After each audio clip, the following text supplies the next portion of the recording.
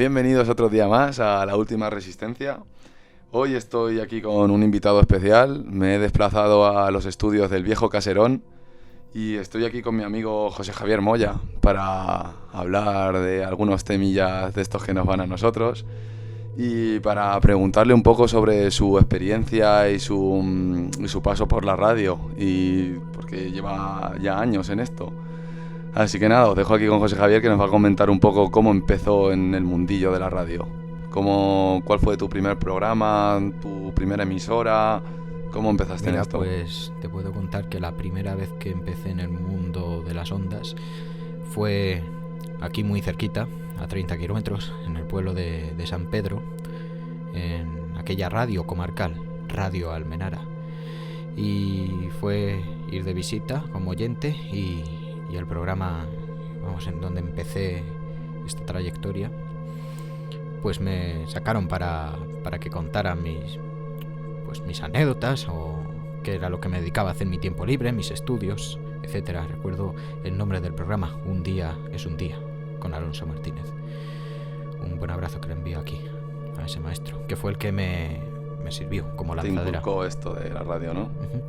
Y ahí, a raíz de eso, pues empecé lo típico, comprarme aquel micrófono de 10 o 20 euros y empecé a hacerme mis pequeñas grabaciones, mis pequeños microrelatos. Sobre todo me apasiona mucho el mundo del misterio y el terror, como ya saben muchos oyentes que me conocen.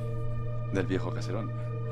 Bueno, y aparte de eso, tú empezaste en Radio Almenara, luego pasaste a Nova Onda de Albacete, ¿no?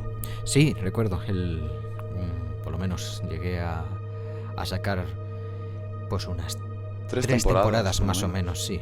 Me quedé a mediados de mayo, lo dejé, del 2013, que fue cuando ya empecé a tirar por el rollo más profesional. Carrusel Diabólico, le tengo mucho cariño yo a ese. Y luego programa. Se volvió todo más profesional a raíz de conocer al gran maestro de la locución en este país, don Elías Rodríguez Varela, la voz corporativa de la publicidad de Walt Disney. De Disney, la voz de Disney que todos hemos escuchado, el narrador de Disney de todas las películas con las que... O sea, el último programa me acuerdo que lo dediqué a hablar sobre el crimen de los Galindos. A raíz de ahí, por cuestiones de trabajo y por falta de tiempo, no he podido seguir haciendo programas. Me he tenido que centrar básicamente solo en las dramatizaciones, en esos relatos que me van grabando poco a poco estos profesionales, estos grandes actores de doblaje que voy contando de allí, de mi escuela donde estoy estudiando, de Sound Dub Formación. Y a la hora rectifico, Sound Dub Formación. A la hora de trabajar, ¿tú cómo te inspiras para crear el relato para que luego te lo narren? O sea, tú escribes el relato y ¿en qué te inspiras para ello? ¿Cuáles son tus temáticas favoritas a la hora de hacer relatos? Pues mira, podría decirte que lo que más me gusta centrarme y sacarle el mayor jugo posible es en el miedo a los vivos. ¿El miedo a los vivos? El miedo a los vivos, sí. La cruda realidad. Reconstruir lo que vivimos al día a día y lo que nos espera por vivir. Porque toda esa temática del miedo a los muertos, el miedo a los ovnis, etcétera, no tiene por qué. Es un miedo distinto. Se mezclan sentimientos distintos. Es un miedo ancestral a lo desconocido. Pero me quedo con lo que has dicho, con lo de miedo a los vivos. Porque tienes toda la razón. Estamos en un mundo muy enfermo, que se autodestruye a sí mismo. La gente está loca, la gente está fatal, y luego encima los locos somos los que nos interesamos por estos temas. Y cuando a quien hay que tener miedo es a los vivos. Intentamos como buscar una especie de solución a este problema que se ha generado desde hace ya... Bueno, y antes de ponernos más a fondo con los relatos y escuchar una pequeño demo del relato que estás montando ahora, antes de meternos en materia con los relatos, me gustaría preguntarte un poco más por estos mundillos de misterios que tanto nos gustan. Y preguntarte, durante estas últimas temporadas del Viejo Caserón, ¿quién ha sido la persona más, o el caso que más te haya gustado o impactado de los que hayas podido recoger? El caso que más me haya impactado. El caso o periodista o alguien que te haya marcado, que hayas dicho, mira, este tío, no sé, está muy interesante esto. El primer caso que más me impactó en esta trayectoria profesional fue cuando entrevisté al padre de la parapsicología, don Santiago Vázquez, que antes eran don Germán de Agumosa y Sinesio Darnell. Cuando fallecieron ambos, entró Santiago para seguir dándole ese morbo. Don Santiago Vázquez, para quien no lo conozca, un poco... Es el director del programa de Más allá de la realidad, que se realiza a través de podcast. Y hay que decir también que ha salido en Cuarto Milenio. Sí, estuvo trabajando por lo menos 2 o 3 o 5 temporadas, no lo sé, no lo digo con mucha seguridad. Y después pues se dedicó a hacer sus novelas, sus propias investigaciones y, como no, sus programas que saca pues cada 7 o 10 días en el podcast. Ustedes les buscan y yo os lo recomiendo porque son unos programas bastante interesantes y además es que toca a fondo, siempre con todo lo que habla. O sea, hasta la tontería más absurda de la vida misma le saca algo de partido. Sí, algo de partido. ¿Y qué fue lo que más te impactó cuando hablaste con Santiago Vázquez? Lo que más te impactó, lo que más dijiste, con lo que más te quedaste de la entrevista, o el caso más que te contó más especial. Aquella investigación que hizo en la calle Goya de Madrid, la parafonía que salió en el contestador automático de una casa, de una familia. Una mujer, os cuento el caso brevemente para quien no lo conozca. Una familia que se les muere la abuela. Y ya pues, sucedieron una serie de fenómenos paranormales en esa casa cuando estaban en velatorio, en el tanatorio. Se ve que las cortinas de la bañera se arrancaron bruscamente, como si hubiese venido una presencia, un ser, y hubiese arrancado las cortinas, que eran las típicas cortinas antiguas, estas que iban con anillas. Sí. Se arrancaron de cuajo.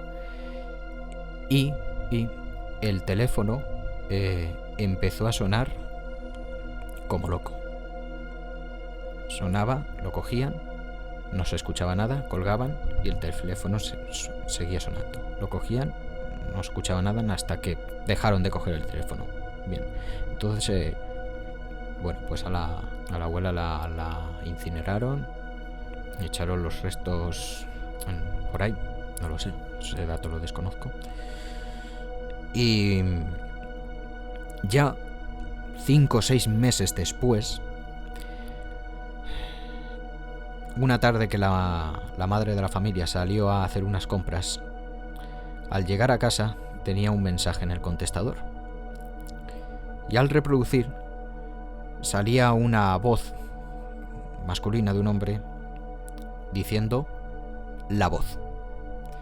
Y a continuación de esto, sale la voz de la abuela, ya fallecida desde hace 6 meses, diciendo, sobre todo en un tono muy agresivo, por 3 veces, Furcia, Furcia, Furcia. Imaginaros cómo se quedaría la familia de esa casa. Y aquí hay otro dato curioso. La voz masculina que sale justo antes de que sale la señora está diciendo estos insultos, se evaporó. La voz de hombre que salía diciendo la voz, esa pista de grabación se evaporó misteriosamente, se borró. Solo queda en el registro Furcia, Furcia, Furcia, sí. Ese es uno de los casos que más me ha conmovido en esta carrera. Bueno, y ahora vamos a seguir hablando un poco, a ver, algún caso más impactante o algo más tuyo, más por así decirlo, alguna investigación de campo hecha por ti. He hecho varias investigaciones. En el mundo de la parapsicología lo que más me apasiona es sacar parafonías, buscar esas energías y que me respondan a preguntas coherentes.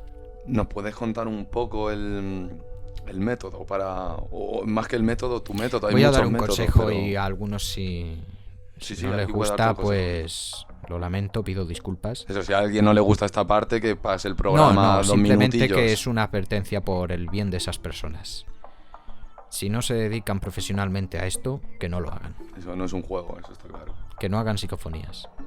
Porque se pueden encontrar con respuestas que pueden llegar a Influir crear demasiado, un gran trauma e incluso en temas psiquiátricos. Sí.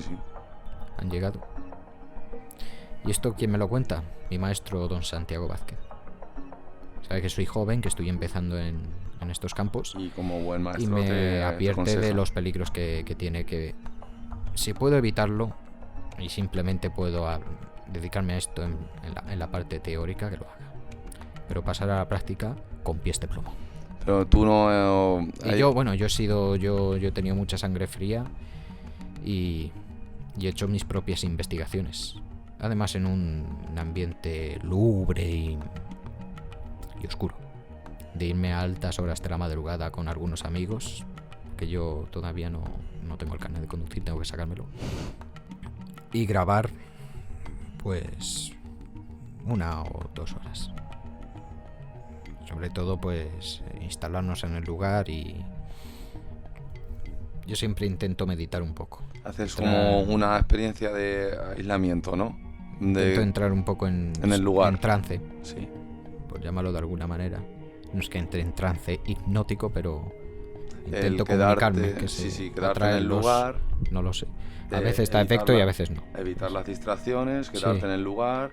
Sobre todo, fuera risas. No tiene nada de gracioso. Nada, eso como la mayoría de la gente que se lo toma... de cachondeo. Exactamente. Y yo te puedo contar 2 casos, 2 investigaciones que he hecho que para mí son las más impactantes hasta el día de hoy. Puede ser que luego me pase algo más gordo. Pero voy con la primera. Que por cierto, si quieres... Bueno, tenemos 2 opciones. Que las cuentes o si quieres y tienes el archivo, incluso las podríamos poner. Si quieres. Sería otro día. Otro día, vale, otro día no las traes. Me pillas en el material. Tendría que ecualizarlas bien porque son parafonías de clase C. Son complicadas de escuchar. Pero las hemos detectado por un profesional. Lo dejamos... Entonces son parafonías y entonces lo tengo como un archivo seguro. Que se puede sacar, pero hay que ecualizarlo bien. Lo dejamos pendiente como lo tenemos para un próximo... pendiente en otro programa. Claro que sí, cuenta con ello. La primera parafonía la obtuve en las Peñas de San Pedro. En un pueblo de Albacete, hay que advertir para gente que no lo sí. sepa. En una aldea en ruinas a unos 7 kilómetros del pueblo. Aislada, un sitio totalmente aislado, con el que es sobre todo muy difícil acceder con un coche. Hay una rambla, tienes que dejar el coche aparcado y tienes que ir a pie. Por lo menos, no sé si llegará a 1 kilómetro, quizá un poquito menos. Y allí se ve que me contaban que había manifestaciones de brujas. Es lo que me contaban algunos del pueblo. Habían ido cazadores por aquel lugar y habían salido huyendo como alma que lleva el diablo porque habían visto brujas. O sea, hiciste lo que hace un investigador de campo, enterarse de los rumores del pueblo. Sí, debería mandar un saludo, que los tengo siempre presentes. Llevo mucho tiempo sin contar con ellos para estas investigaciones. Son los Tello. Miguel Ángel Tello y José Manuel Tello y Aurelio García. Me acuerdo yo de ellos, que fue cuando empecé en la práctica de la parapsicología. Los primeros en contarte... Sí, fueron los que me llevaron, los que me dieron a conocer la historia de aquel lugar y los que me dieron unas pautas a seguir a la hora de grabar. Y yo se lo agradezco enormemente desde aquí. Bueno, pues... por cierto, no he dicho el nombre de la aldea. El Sargal. El Sargal, sí. Yo tenía como todo principiante la típica pregunta. ¿Qué es lo que nos espera al otro lado de la muerte? ¿Cómo es vuestro mundo? ¿Cómo es vuestra dimensión? Bien, hago la pregunta y a los 20 segundos, porque eso me acuerdo de verlo en la pista a la hora de ecualizar, a la pregunta de ¿puedes decirme al menos cómo es tu mundo?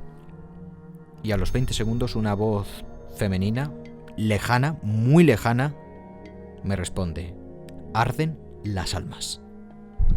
Lo escuché yo en su día y puedo ¿Te acuerdas, corroborarlo. Y a ver si en el próximo... Una respuesta un poco coherente. Un poco brusca para ser la primera, ¿eh? Es coherente, porque puede ser manifestación del infierno, del mismo infierno, del purgatorio, del limbo, no sé. Cualquiera puede tener una recreación. Cada alma puede tener una visión de su plano. Yo recuerdo aquella parafonía que sacó el maestro Sinesio Darnell preguntándole lo mismo. ¿De dónde venía? ¿Cuál era la matiz de ese fenómeno? ¿Cómo es tu mundo? La respuesta fue: adimensional, es adimensional. Me acuerdo también. Cada energía tendrá pues, su vibración. Su visión, sí. Y ahí es donde te iba a preguntar yo la siguiente pregunta. ¿Tú qué piensas? ¿Qué piensas que pasa aquí? ¿Qué piensas que son esas voces? ¿Gente en esa especie de limbo, como dices, en otro mundo? ¿Gente que murió? ¿O como dices, cada alma tiene representada su realidad como cree y se manifiesta como puede? Es que se puede barajar un abanico. Demasiado grande. Un abanico de muchas posibilidades. Puede ser de lunáticos esto que voy a soltar. Pueden llegar a ser espíritus perdidos, espíritus burlones, ángeles o demonios. Por ejemplo, ahora siguiendo en todo esto en la misma línea, me estoy acordando de nuestro amigo Aldo Linares y la gente del grupo ESTA. Y me estoy acordando de Aldo cuando decía eso de... O sea, Aldo es medium, ¿no? Y es como que él puede ver a esos no vivos, a esa gente que está en ese otro lado, y igual que Paloma Navarrete, y pueden de alguna manera interactuar con ellos, hablar con ellos, decirle que mira, que aquí no estáis bien, tal. Pero ellos, por ejemplo, lo hacen mediante la mediunidad. O sea, no es directamente con sus percepciones llegan a ver eso. Pero no... O sea, no les hacen preguntas. A ver, la pregunta es... No es lo mismo un medium que ve directamente e interactúa con ellos que las voces. Porque a lo mejor esas voces que sacas de psicofonías, si está un medium delante, puede incluso no ver nada, ¿no? Porque dice, mira, pues esa voz no sé lo que será, se ha grabado, pero yo no he visto aquí nada, ni he sentido nada. O sea, y una cosa son el hecho de los no muertos, del que pasen poltergeist o cosas raras, y otra cosa es el hecho de las voces, ¿no? ¿Tú de dónde crees que esas voces vienen de ese otro lado, entonces? Es como hemos dicho antes, un abanico muy grande. Es que se puede barajar, es que es una hipótesis, son muchas hipótesis, es que pueden ser hasta ecos del pasado. También. Es un fenómeno ya físico. Sí, físico, o de que el mismo rebote del sonido puede llegar... registrado. Pero eso, como dice don Pedro Amorós, es muy difícil, es muy complicado. Tiene que haber una carga emocional brutal y tremenda, exageradamente tremenda, como en el pueblo de Belchite, la guerra. Cuéntanos algo de Belchite, ya que lo has... No puedo contaros nada de momento porque no he hecho de momento ninguna investigación. Hombre, pero lo básico, lo que pasó ahí, para que la audiencia una batalla de sangre totalmente, que la audiencia no se por quede... la guerra civil. Hubo muchos bombardeos, muchos muertos. Y claro, es una zona caliente ahora de esto. Sí, cuando acabó la guerra, pues todo habitante que siguió viviendo por aquella zona se cuenta que siguen oyendo lamentos, bombardeos, aviones que pasan, pero todo eso queda registrado en una grabadora, todo en registro psicofónico. Eso es lo poco que os puedo contar de Belchite. Todavía es que no soy un especialista en el caso, lo he tratado muy poco. Casos es que hay tantos, hay tanto abanico. Hombre, que ya es donde te las caras de Belmez, Ochate. Cuenta a la audiencia un poco la de las caras de Belmez, porque habrá gente que no sabe eso de la psicofonía y lo que dijo la psicofonía, que fue luego clave para... Las caras de Belmez fue una humilde casa, donde vivía aquella misteriosa mujer, doña María Gómez Cámara de Pereira. Y un día, pues limpiando el suelo de su cocina, justo debajo de la chimenea, apareció misteriosamente una cara, un rostro. La mujer pensaba que eran unas manchas de aceite. Bueno, este dato no lo digo con mucha seguridad, se barajan muchas hipótesis. La mujer pensó que también podía ser problema de las grandes fiebres que ella estaba pasando. Tengamos en cuenta que en el año 50 y tantos, 60, pues los medios médicos pues no eran tan avanzados como son actualmente. Y entonces llegó el hijo, Miguel Pereira, y vio pues que sí, que estaba ahí un rostro se veía bien claro. Entonces intentaron borrarlo con productos químicos incluso, y la cara no se iba. Y entonces pues decidieron picar el suelo y poner cemento. Y al cabo de unos días pues volvieron a salir. A Esa través misma del cara cemento. y otras caras más. Y ahí empieza el fenómeno. El fenómeno cara de Belmed. Se registraron algunos registros psicofónicos. Germán de Argumosa pues obtuvo una parafonía bastante curiosa en la que le decía: Germán pica patio. Picaron el patio y entonces encontraron huesos enterrados. Por eso son voces que... voces. Pues mira, las voces a veces dicen cosas coherentes. Exacto, que por eso me atrae y por eso lo investigo. Porque me gustaría tocar fondo en este campo de las psicofonías, sí. Porque quiero saber de dónde vienen.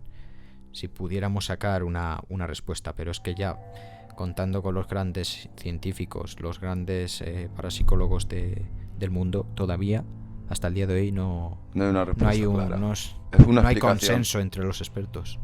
Claro, cada uno te puede decir una cosa y cada uno te puede decirle una cosa con lo que haya vivido. Uh-huh. Algunos pueden decir que son voces del pasado, otros energías que están en este plano que nosotros no vemos a simple vista, pueden ser espíritus del más allá y pueden ser ya hasta demonios del mismo infierno, si es que existe un infierno. Vale, pues a ver, vamos a ir un poco cambiando de tercio. Te voy a preguntar ahora un poco por tus últimos trabajos y tus narraciones, tus relatos, todo esto. Hablamos ya del campo de la interpretación, de las dramatizaciones esas que dan vida a estos profesionales que voy contando. Ahí es donde quería yo. ¿Cómo te surgió esto de la interpretación y el doblaje? No, desde bien pequeño. Yo siempre he estado muy educado a la radio. Mis abuelos pues siempre tenían una emisora de radio puesta en el coche cada vez que me recogían del colegio, me acuerdo. Y ahí pues salía muchísimo haciendo publicidad la voz de don Elías Rodríguez. Claro, como yo también pues era muy seguidor de las películas Disney, pues también lo tenía muy, muy presente en los anuncios. Y sobre todo en aquellas cintas cassette que... De cuentos Disney, ¿no? Que era el narrador de todos los cuentos. Y mira por dónde que es curioso, que un día pues...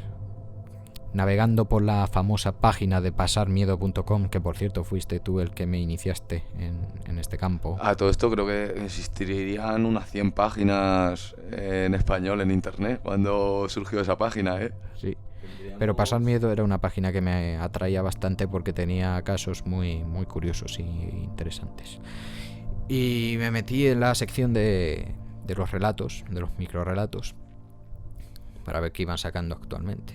Últimamente eran relatos de la zona de México, Colombia. Y aún así me gustaban porque los montajes musicales y los ambientes estaban muy, muy conseguidos. Estaba bien, me atraía. Y un día, no sé por qué, salía ahí un relato nuevo que publicó este escritor que trabaja en Cadena SER y tiene una novela que se llama Oscuro. Y el escritor es Teo Rodríguez, que es el que ha escrito más de 50 o 80 historias para Iker Jiménez para Milenio 3 y Cuarto Milenio, en la sección de Diarios del Miedo, si se acuerdan. Y yo recuerdo escuchar su primer relato, que se titulaba La última parada. Y mira por dónde que yo aún ahí no tenía el oído muy educado para las voces, no sabía quién era uno, quién era el otro, y yo me pensaba que el que narraba la historia de la última parada era el mismo narrador que el de los anuncios de Disney. Entonces, bueno, luego ya me enteré que eran voces distintas. El que narraba la historia de T. Rodríguez es Primitivo Rojas y Elías pues es el de los cuentos Disney. Y entonces yo me planteé pues hacer ese cambio, porque la voz de Elías siempre la conocemos como los cuentos. Yo quería que un día Elías me hiciera una historia de terror, de estas que te sobrecogen, de estas de las que se pasan miedo, de que te olvides por un momento que es la voz de los cuentos, que te cuente algo en serio. Y por circunstancias de la vida tal, pues pude contactar con él y él muy amablemente aceptó y me hizo un relato que en breves, no sé cuándo, estamos ahí en el laboratorio sonoro trabajando y montándolo profesionalmente con esas ecualizaciones y todo, que se titula Giros Inesperados. ¿Que vamos a poner un trocito o no? No, el trocito que quiero que escuchen los oyentes es la última dramatización que estoy terminando. Se titula El huevo de la serpiente. Y es un relato, mira, y aquí lo confieso, que muchas de las cosas en las que salen muchas de las escenas son vivencias mías, sensaciones. No digo que me haya pasado todo lo que escuchéis en el relato, no, ni mucho menos. Pero se te ha ocurrido. Miedos, sensaciones, injusticias, cosas que te pueden llegar a pasar de verdad. O no pasar, pero puede llegarte a ponerle la piel de otro, que le pase a alguien con quien tengas empatía y te afecte unas a cuantas ti. Películas en las que en su día pues me marcaron. Cosas que sí que no se ven muy habitualmente. Hombre, ya en los tiempos que corremos ya está todo muy visto, pero hablamos películas que sacaron en los 70, los 80 que no se veían. Yo sí me las traga porque yo he sido de ver mucha televisión y ha habido ciertas películas que me marcaron en su día y me han servido para sacar ideas. De referencia, por así sí, decirlo. hacer, por ejemplo, si veo la escena de tal película, pues digo, pues mira, voy a coger esta escena, pero la voy a hacer a mi manera. No lo voy a poner exactamente igual como está aquí en la película, porque eso sería plagio, pero lo voy a modificar, le voy a meter, digo, pues le meto más chicha aquí, lo voy a relacionar con lo siguiente que va a pasar después de esto, pues va a pasar esto, o antes de eso quiero que pase todo esto. No quiero dar muchos datos porque si no...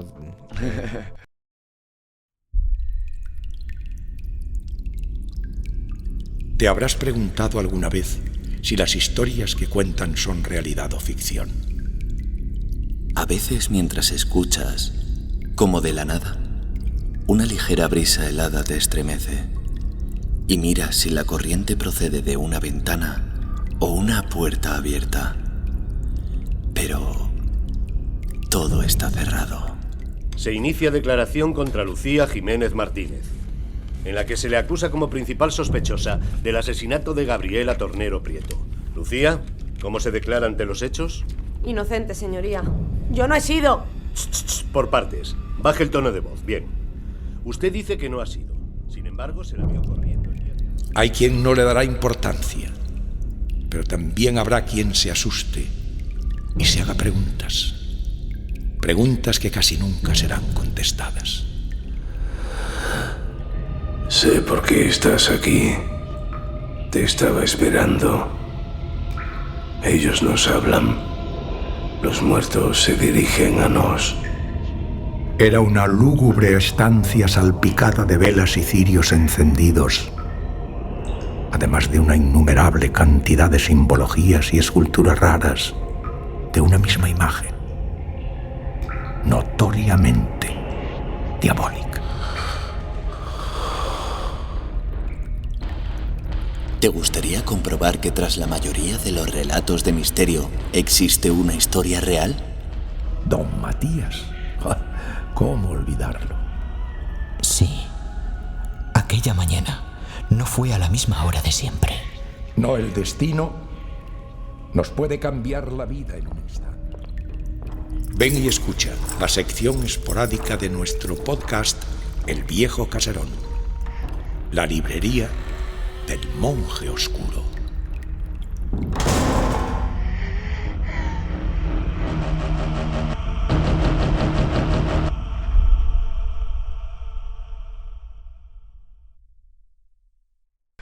Y bueno, ya hablando de todas Destapo mucho la historia, sí.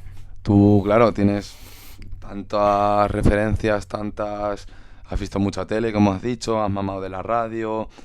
Muchos cuentos, sobre todo, he oído muchos audiocuentos, que eso también me ayudaba a aprender, sobre todo para interpretar, para luego coger yo el micro y intentar narrar como mira cómo lo hace darle matiz, etcétera. Las músicas, sobre todo, también me ayudaban mucho. Eso era otra cosa de la que quería hablar. Que un narrador, alguien que se dedica al doblaje, o un locutor de radio mismo, ¿tú crees que tiene que hablar y ya? Mira, hoy por ejemplo vengo un poco ronco. Fue por cosas que fueron y no pasa nada, estoy ronco, pero me dejé la voz a gusto.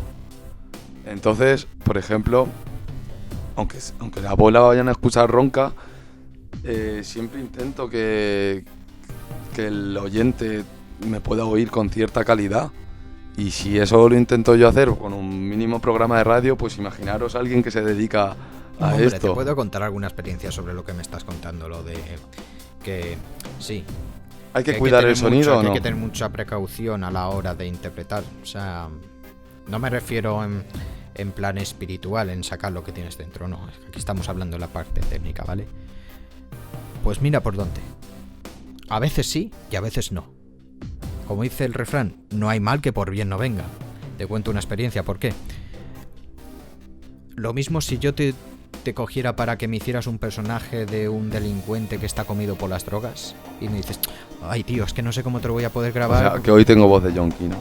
No es voz de yonki, pero si estás ronco, puedo decir, este personaje pues fuma mucho, consume mucha cocaína, y entonces pues la garganta se la tiene más tomada, ¿no? Así, claro. Pero ¿sabes por qué te cuento esta experiencia? Porque en el relato que vamos a promocionar va de una cárcel de mujeres, y entonces había una presa que yo escribí, me inventé, que tenía, hablando mal, muy mala leche, y es la que le hace todas las cosas a la muchacha que entra, o sea, tal. Y entonces pues la voz de esta chica es una voz media, es joven, no es muy grave ni muy aguda, es un tono medio, pero más tirando agudo, una voz de una muchacha joven. Pues mira por dónde, que el día que tenía la convocatoria con esta actriz venía con faringitis. Y entonces me dijiste, puta madre. Y me dice, es que no sé cómo te lo voy a poder grabar, es que he estado a punto de anular la convocatoria porque no tengo voz, puedo, pero no la puedo sacar entera como me gustaría a mí. Digo, no, es que te va a venir bien porque es que eres una presa y las presas de estas tienen una mala vida, o sea, y esa cárcel es lo peor, imagínate. Entonces eres macarra, fumas mucho, te metes mucha mierda, mucha droga, entonces estás ronca. La pava esta que ha llegado aquí, pues la vamos a hacer la vida imposible, tal. Y la grabación fue un éxito. Además, el mismo director del estudio me lo dice, pues no hay mal que por bien no venga, hombre, colega. Vaya, hay que tenerlo siempre en cuenta. Ha salido bien la grabación. Ahora, eso sí, para grabaciones más profundas, si tienes que sacar más el espíritu o ser un protagonista como hace no lo vas a hacer ronco. Pues obviamente yo hubiese anulado la convocatoria, por mucho que me hubiese fastidiado. Lo importante es tener una salud. Vamos a estar con una salud para siempre poder trabajar, eso sí. Sí, eso es el instrumento fundamental, es tener la voz bien colocada y que suene nítida, y si puedes evitar problemas de faringitis o constipados, mejor, porque eso te puede llegar. De hecho, tener faringitis puedes llegar a tener el vicio de hablar por la nariz. Por lo nasal, sí. Eso te lo cuento porque me ha pasado en 2 ocasiones. Y otra cosa importante a la hora de hablar, respirar, que a mí me pasaba antes. Hay que intentar hacerlo todo con el diafragma. Y eso, correcto. Para cantar, para hablar y para todo. Sobre todo para interpretar y gritar. Bueno, y luego la segunda parte, porque nosotros hablamos aquí, ¿vale? Imagínate que hablamos mal y no sé qué. Hablamos como podamos, pero luego está la parte de la postproducción de un programa. La postproducción de un programa, eso es una parte que conocemos tanto gente de radio como periodistas, como narradores y gente del doblaje, ¿qué consejos das a la gente para montar programas?